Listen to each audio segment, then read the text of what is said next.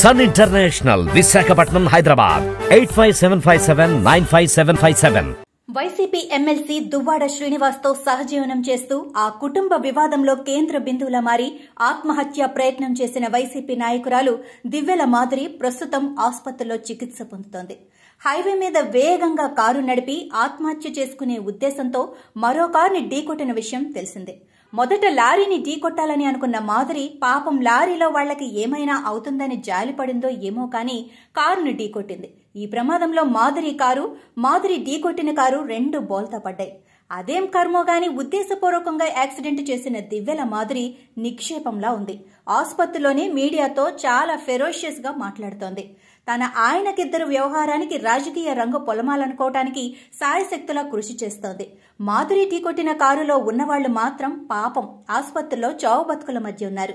ఎంకి పెళ్లి సుబ్బి సావుకొచ్చినట్లుగా తయారైంది వాళ్ల పరిస్థితి. వీళ్లు సంబంధాలు పెట్టేసుకోవడమేంటో, గొడవలు పడటమేంటో అనవసరంగా ఆ కారులో ఉన్నవాళ్లు సమస్యల్లో పడ్డారు. ఇదిలా ఉంటే దివ్యల మాధురిని ఇంకా పోలీసులు అరెస్టు చేయలేదు. ఇవాళ రేపో ఆ అరెస్టు కార్యక్రమం జరిగే అవకాశం ఉంది. యాక్సిడెంట్ చేసినందుకు, ఆత్మహత్య ప్రయత్నం చేసినందుకు దివ్యల మాధురిని రిమాండ్కు తరలించే అవకాశం ఉన్నట్లు తెలుస్తోంది.